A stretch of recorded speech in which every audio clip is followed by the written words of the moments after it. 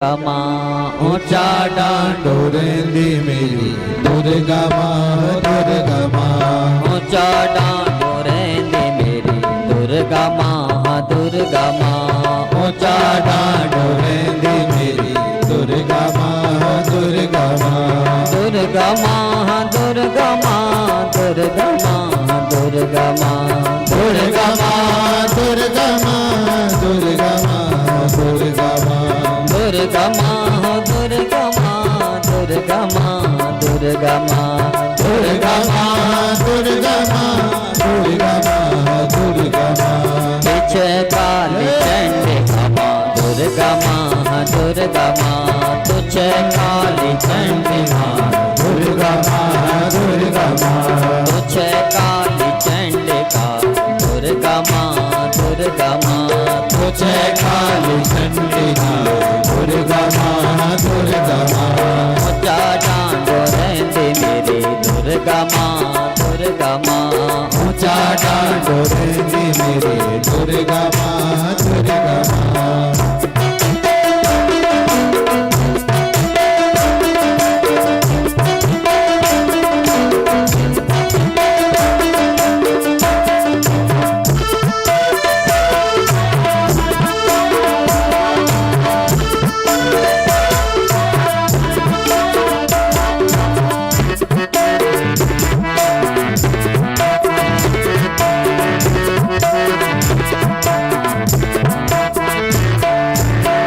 चढ़ाल फूल पकड़ के नथुली बिंदुली चढ़ाल फूल पकड़ के नथुली बिंदुली चढ़ाल फूल पकड़ के नथुली बिंदुली चढ़ाल फूल पकड़ के नथुली बिंदुली भलो तेरो सासिकार दुर्गा माँ दुर्गा माँ भलो तेरो सासिकार दुर्गा माँ दुर्गा माँ भलो तेरो सिंगार दुर्गा माँ दुर्गा माँ भलो तेरो सिंगार दुर्गा माँ दुर्गा माँ ऊंचा डांडो रेंदी मेरी दुर्गा माँ दुर्गा माँ ऊंचा डांडो रेंदी मेरी दुर्गा माँ दुर्गा माँ हाथ पर ठाकुर की थाली की सेवा करते हैं।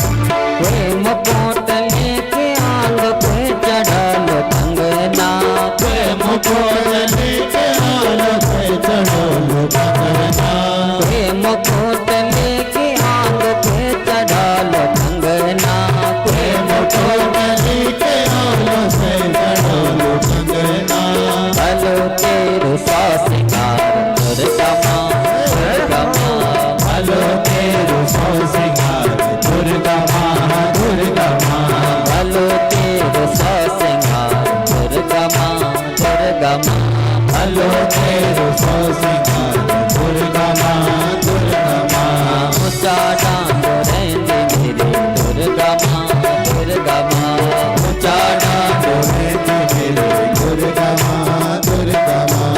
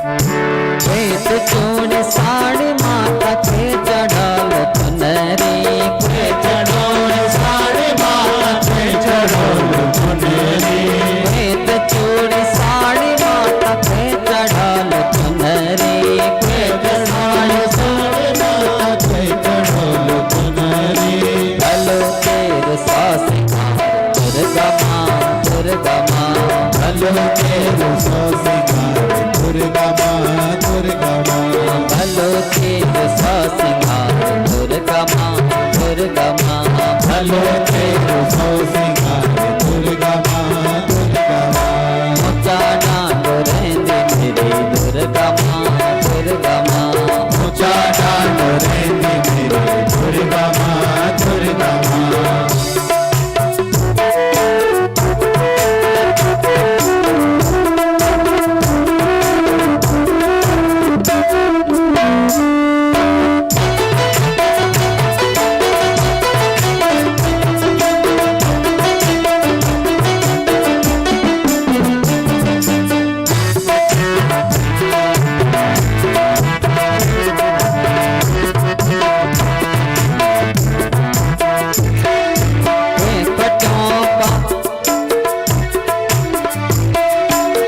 फटो पायल माता के चढ़ालो बिछुआ फटो पायल माता पे चढ़ो बिछुआ फटो पायल माता के चढ़ालो बिछुआ फटो पायल माता पे चढ़ो बिछुआ भलो तेरो सौ सिंगार दुर्गा माँ दुर्गा माँ भलो तेरो सौ सिंगार दुर्गा माँ दुर्गा माँ भलो तेरो सौ सिंगार दुर्गा माँ दुर्गा माँ भलो तेरो सौ सिंगार दुर्गा माँ दुर्गा माँ ऊंचा डांड रहंदी मेरी दुर्गा माँ दुर्गा माँ ऊंचा डांड रहंदी मेरी दुर्गा माँ दुर्गा माँ ऊंचा डांड रहंदी मेरी दुर्गा माँ दुर्गा माँ ऊंचा डांड रहंदी मेरी दुर्गा माँ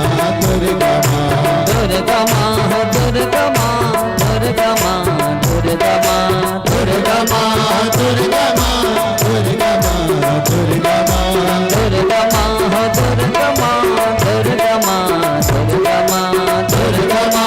दुर्गा माँ दुर्गा माँ दुर्गा माँ तुझे काली चंडी बाबा दुर्गा माँ दुर्गा माँ तुझे काली चंडी दुर्गा माँ दुर्गा माँ तुझे काली चंडी बाबा दुर्गा माँ दुर्गा माँ तुझे काली चंडी दुर्गा माँ दुर्गा माँ ऊंचा डांड रहंदी मेरी दुर्गा माँ दुर्गा माँ ऊंचा डांड दुर्गा माँ दुर्गा माँ ऊंचा डांड रहंदी मेरी दुर्गा माँ दुर्गा माँ ऊंचा डांड रहंदी मेरी दुर्गा माँ दुर्गा माँ ऊंचा डांड रहंदी मेरी दुर्गा माँ दुर्गा माँ ऊंचा डांड रहंदी मेरी दुर्गा माँ दुर्गा माँ दुर्गा माँ दुर्गा माँ दुर्गा माँ दुर्गा माँ दुर्गा माँ दुर्गा माँ दुर्गा माँ दुर्गा माँ दुर्गा माँ दुर्गा माँ दुर्गा माँ दुर्गा माँ बोलो जगत जननी जगदम्बा मैया की जय उमा शंकरे मैया की जय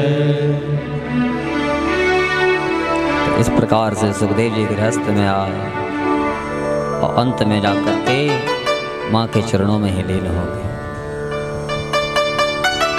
आगे यहाँ कथा आती है कि इच्छा को वंश प्रभवो इच्छा को वंश प्रभवो महाविष इति स्मृतः सत्यवान धर्मशीलस्य चक्रवर्ती नृपोत्तमम्। इक्ष्वाकु वंश में एक राजा हुए हैं जिनका नाम है महाभिष। बड़े तपस्वी, भगवान का खूब तप किया। तप का ऐसा प्रभाव रहा कि जब शरीर को त्यागा तो ब्रह्मलोक में चले गए। देवताओं के पास में जब ये पहुंचे हैं, एक बार वहाँ देवताओं की सभा हो रही थी। ब्रह्मलोक में देवताओं ने सभा का आयोजन किया और वहाँ राजा महाविष भी पहुंचे। लेकिन वहाँ उस समय उस सभा में भगवती गंगा स्त्री का स्वरूप जिन्होंने धारण कर रखा है, कि स्वर्ग की देवी हैं, लेकिन एक पारदर्शी वस्त्र को पहन करके, पतला वस्त्र एकदम पारदर्शी, और उसको पहन करके जब देवताओं की सभा में आए और महाविष की दृष्टि जब यहाँ भगवती गंगा पर पड़ी तो भगवती गंगा को देख करके मोहित हो गए। पितामह ब्रह्मादि देवताओं ने देखा कि यहाँ आने के बाद भी मन में विकार को लेकर के आया है। भगवती गंगा को भी खूब डांटा, तुम्हारे अंदर लज्जा नहीं है, कैसे वस्त्रों को पहन करके आए हो। इसलिए दोनों को ही वहां से च्युत कर दिया कि तुम स्वर्ग में रहने के लायक नहीं हो, इसलिए तुम दोनों को ही धरती पर जाना पड़ेगा। भगवती गंगा ने कहा कि धरती पर चले जाओगे, गलती तो हुई है, लेकिन धरती पर जाकर के मेरा उद्धार कैसे होगा। तो कहा इस विष के साथ ही तेरा विवाह होगा और तब तक संसार में रहेगी जब तक ये तेरी बातों को मानता रहेगा, और जिस दिन इसने तुझे रोक दिया, टोक दिया, उस दिन तो इसका साथ छोड़ करके पुनः स्वर्ग में चली आएगी। तो वहीं से दोनों का पतन हुआ, दोनों धरती पर आए। सोजी महाराज कहते हैं कि सोन का दृश्य कालांतर में जब दोनों धरती पर आए और यहाँ आकर के जब दोनों का मिलन होगा,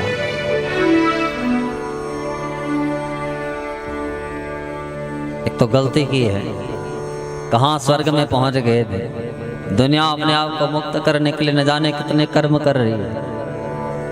किस धरती से हम स्वर्ग में चले जाएं, भगवान के दिव्य धाम में चले जाएं, और इनके जीवन की सबसे बड़ी गलती कि स्वर्ग मिलने के बाद भी इनका पतन हो गया है। सूर्य महाराज कहते हैं कि मर्त्यलोकेषु भूपाल, मर्त्यलोकेषु भूपाल जन्म प्राप्य पुनर्दिवम। देवताओं ने भी वहां देखा कि इनके अंदर तो काम की वासना है और काम का बाहुल्य तो धरती पर है, इसलिए इन दोनों को धरती पर भेजा। और धरती पर आकर के सूर्य महाराज कहते हैं कि सोनकादृश्यो कालांतर में इन दोनों का विवाह भी हुआ। लेकिन इससे जुड़ी एक कथा और है।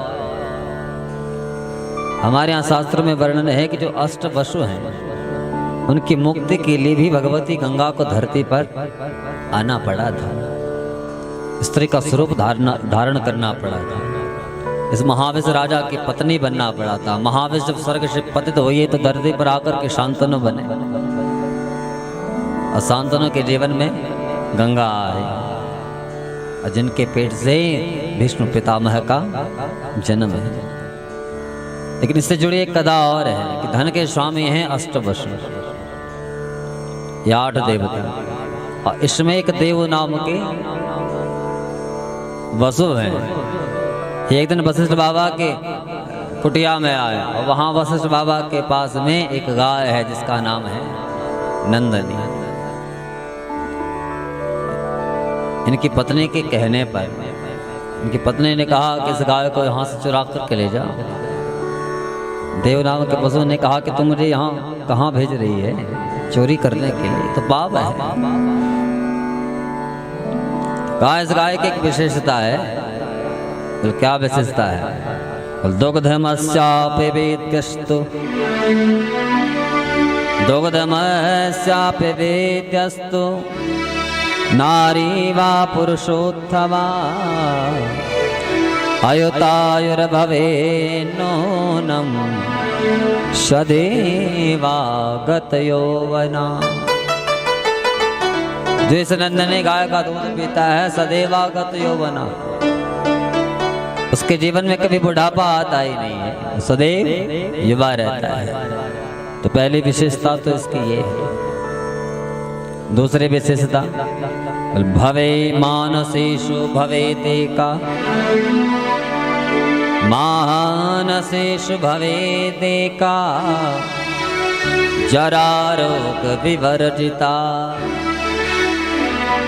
भगवती नंदनी का दूध पीता है उसके जीवन में किसी प्रकार का कोई रोग ही नहीं लगता।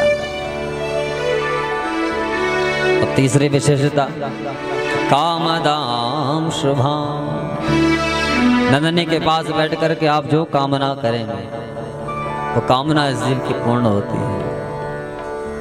तो देव नाम के जो वसुदेव, इन्होंने, इनकी पत्नी ने इनसे कहा कि वहां से नंदिनी को चुरा करके ले आओ।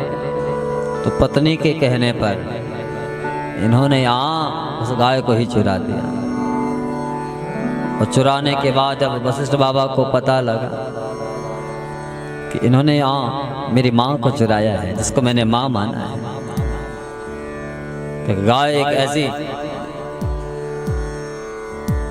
जिसके अंदर सभी देवता विद्यमान है। देवता वे जिसको अपनी जननी कहते हैं, देवता वे जिसको माँ कहते हैं। त्वं माता सर्वदेवानां, त्वं माता सर्वदेवानां, त्वं च यज्ञस्य कारणं, त्वं ततीर्थ सर्वतीर्थानां, नमस्तेस्तु सदा नगे। इस चराचर जगत में माँ के रूप में केवल गाय तो है जिसको दुनिया माँ कहती है। हाँ, हमारे सनातन धर्म में इस गाय का बड़ा महत्व है। कोई ऐसा एक संस्कार ऐसा नहीं है जो बिना गाय के पूर्ण हो। कोई ऐसी पूजा नहीं है जो बिना गौगव्य के होती हो। हाँ, गाय को सबसे पवित्र माना गया है, लेकिन विडम्बना है आज किसी के घर में गाय ही नहीं है। कोई गायों को का पालन करना ही नहीं चलता। दूध सबको चाहिए पर गाय नहीं पाले। हाँ, थैले का दूध खूब पिएंगे, उसमें क्या मिला रखा है किसी को पता नहीं, तो केवल यूरिया पी रहे हैं। लेकिन जिस गाय के दूध को अमृत कहा गया, उस गाय को हमने धीरे धीरे अपने से दूर कर दिया। लेकिन हमने परसों चर्चा की थी कि गाय जीवन से चली जाएगी तो धन भी चला जाएगा, ध्यान रखना। धनांते पुष्पिता गावा, धन का अंत तब है जब गाय की सत्ता जीवन से चली जाए। जिस दिन गाय जीवन से चली जाएगी उस दिन धन का धीरे धीरे ह्रास होने लगेगा। इसलिए इस धरती पर लक्ष्मी के रूप में गाय ही तो है। हमारे यहाँ गौदान होता है, गौदान में एक मंत्र पढ़ते हैं आचार्य लोग, या लक्ष्मी सर्वभूतानां या च देवेषु संस्थिता, ता लक्ष्मी धैर्य रूपेण मम शांतिं व्यपोहते।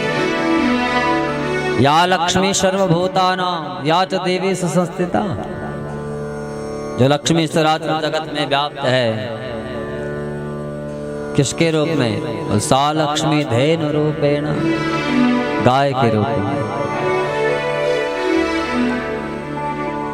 इसलिए गाय का जो गव्य है वो भगवान के पूजन में उसका प्रयोग होता है। गाय का दूध, गाय का दही, गाय का घी, गाय का गौमूत्र, गाय का गोबर। हाँ, हमारे यहाँ जब पूजन प्रारंभ होता है तो सबसे पहले पंचगव्य पिलाया जाता है। क्यों पिलाया जाता है? क्या है उसमें? जैसे मैं गुरुदेव गौगव्य पिलाते हैं, पंचगव्य पिलाते हैं, उसमें एक मंत्र बोलते हैं, यस्त्वगस्तिगतं पापम देहि तिष्ठति मामके, प्रासनात् पंचगव्यश्च दहत्यग्निरिवेन्धना। जैसे हमने हाथ में वो पंचगव्य लिया, यस्त्वगस्ति, त्वक, त्वक नाम चमड़ा, हमारा चमड़ा है। यस्त्वगस्तिगतं पापम, जैसे हमने हाथ में लिया और इस चमड़े के अंदर वो गया, इसका मतलब हमने मुख में रखा, हमारे पेट में जैसे ही वो पंचगव्य गया। यस्त्वगस्तिगतं पापम देहि तिष्ठति मामके, प्रासनात् पंचगव्यश्च दहत्यग्निरिवेन्धना। पंचगव्य जैसे अंदर शरीर में प्रवेश हुआ तो अंदर जितना पाप ताप संताप है उस प्रकार जलता है, जिस प्रकार कहीं पर आग लगा आग का काम है जलाना। हाँ, आग में आप अच्छी वस्तु को भी डालेंगे तो वो भी जलती है, आग में बुरी वस्तुओं को भी डालेंगे तो वो भी जलती है। तो पंचगव्य हमारे अंदर बैठे हुए जो पाप ताप संताप हैं, उन पाप ताप संतापों को नष्ट करता है। तो सूर्य महाराज कहते हैं कि सौनकादृश्यो, इन वसुओं ने जब यहाँ नंदिनी को चुराया और वशिष्ठ बाबा को जब पता लगा, और वशिष्ठ बाबा तो देवी के उपासक थे, माँ परमा भगवती के परम उपासक, और पता चल गया देवी का जो उपासक होगा उसको पहले ही आभास होने लगता है, उसके जीवन में क्या घटना घटने वाली है उसको पहले ही आभास होता है। और वशिष्ठ बाबा को पता लगा और वशिष्ठ बाबा तुरंत गए और इन वसुओं को ही श्रापित कर दिया कि तुम तो स्वर्ग के देवता हो और मानवों जैसा व्यवहार कर रहे हो, चोरी कर रहे हो।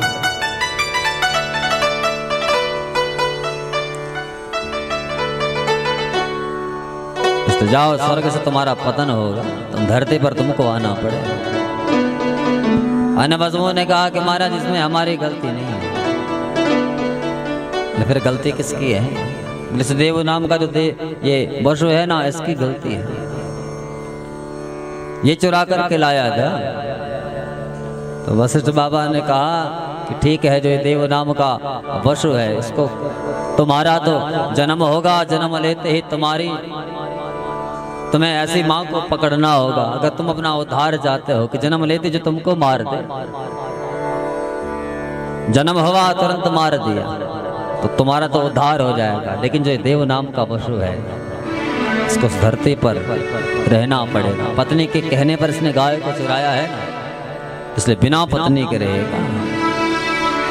इसलिए वो देव नाम का जो वसु था, वही पितामह भीष्म बने जो बिना पत्नी के रहे, जिन्होंने प्रतिज्ञा ले रखी थी कि मैं विवाह ही नहीं करूं, तो श्रापित थे।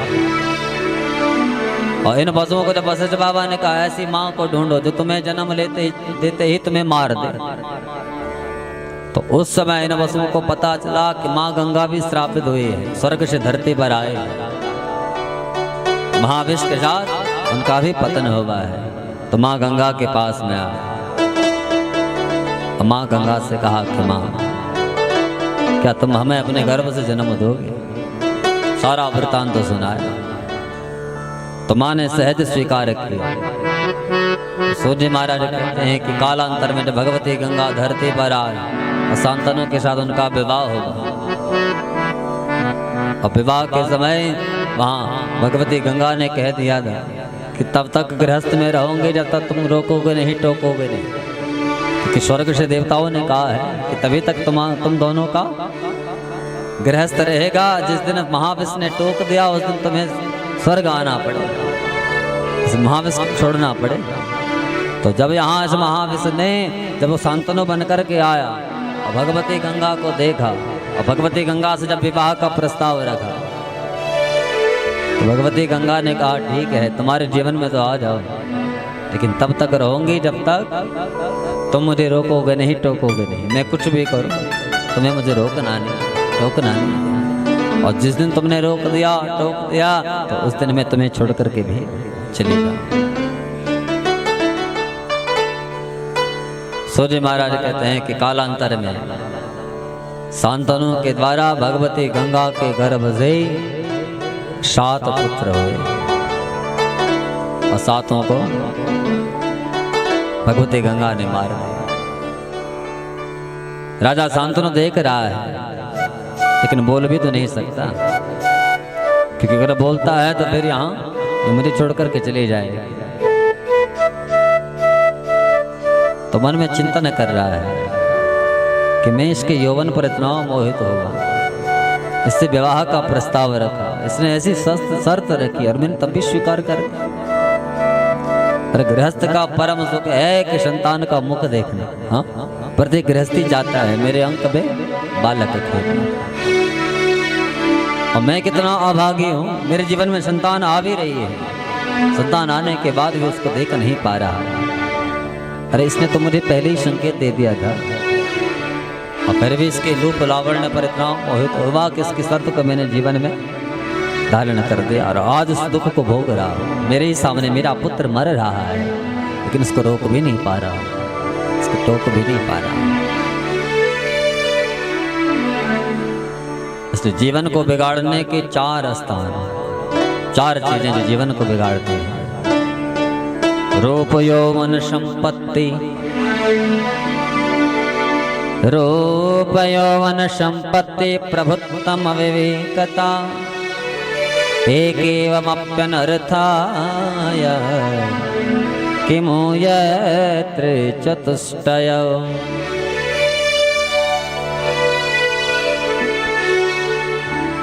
अधिक सुंदर होना ये भी जीवन को बिगाड़ने का एक मार्ग है।